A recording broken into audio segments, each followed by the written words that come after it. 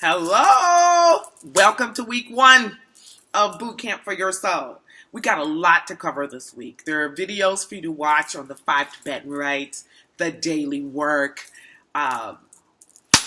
journaling, tapping. There's a lot for you to take in, but all of it is for your good, okay? So, beginning with the 5 Tibetan rites, you'll read in your accompanying workbook that it is a form of exercise said to be practiced by Tibetan monks, and it has many benefits. But the most important benefit, the one that attracted so many people, including myself, is that it has been touted as the fountain of youth.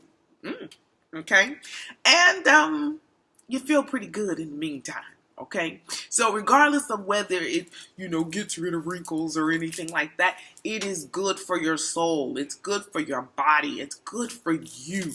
All right, so the 5 Tibetan rites, try one each day and then add. So you'll do pose 1 on Monday, pose 2 on Tuesday, along with pose 1. Wednesday, poses 1, 2, and 3. Thursday, poses 1 through 4.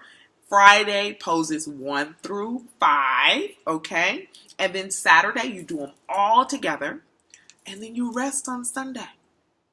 That's how we begin the consistent practice. The other aspect that's very important to your journey is the fact that 40 days. And you say, why not 21 days? Why not 30 days? Well, because 40 days, if you look at any scriptural text, any holy books, 40 is significant, and its significance of the word,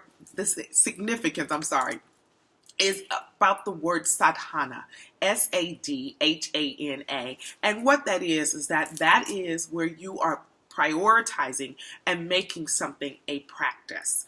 And 40 days, it's been research that it takes 40 days for us to break a habit. So this phase 1, this boot camp, is to begin the process of detoxifying your mind from the negativity that we have over the years habitually practiced. Okay, so that's the significance of the 40 days. Also about Ayurveda. Ayurveda is one of the pillars of emotional physical therapy along with the 5 Tibetan rites. And the reason being is because Ayurveda is focused on observation and release. Observation of emotions and then the release of the emotions. So through that, we also practice tapping called Emotional Freedoms Technique. Again, this information is in your workbook. However, but it's very important for you to understand that what tapping does is tapping brings up for you the observation of emotions that you're experiencing that have been triggered. And then by tapping on various meridian points in your body, you release those emotions. And again, that's over the 40 days and for your lifetime. Okay, so you have Ayurveda, you have the tapping, you have the 5 Tibetan rites, and then we have the neurolymphatic massage. And this is, again, around those meridian points, moving the energy by massaging counterclockwise as well as clockwise, using a mantra such as I am pure positive energy, I am one with source energy, that's one that I really like, and moving the actual physio of the emotions, the lymph system, okay? And the lymph system is what really, that's our auric system, our energy system, the liquid that flows through us, okay? And the lymph glands are very important because of the fact that, have you ever you felt like you were getting a cold, getting sick, and a lymph gland was swollen? Well, guess what that's doing? When it swells, it's fighting infection. So that's why it's so important for us to manage our lymph. And you can also do that, move your lymph by jumping on a trampoline. Yes, okay? So the neurolymphatic massage handles that. And then we have aromatherapy, okay? Aromatherapy, or the use of therapeutic essential oils, is effective for helping us move from our brain the effects of negative emotions. And it's a place in our brain about the size of a walnut called the amygdala. That's where we store negative emotions. We store that in our body, in our DNA. So the whole thing about emotional physical therapy is truly about moving the trauma, both mentally and physically, all right? So that we can align and be in our full strength spiritually. Okay? So, and all of it is built on the premise of naturopathy.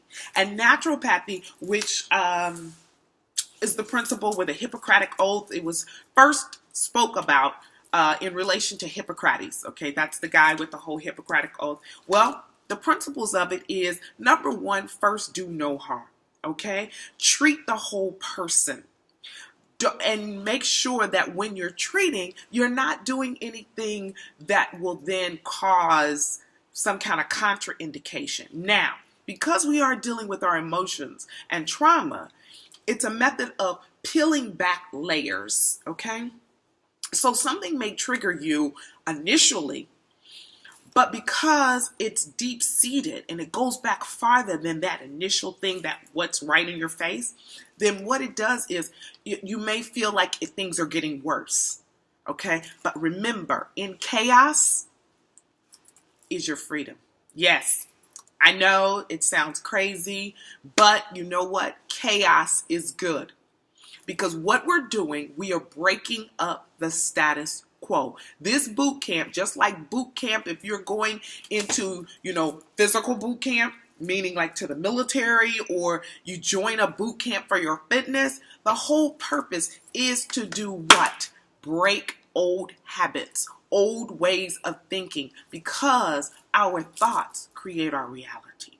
All right? So that's what's going to be in store for you. And then, I'm sorry, I almost forgot. You got meditation found from the Kundalini Yoga tradition.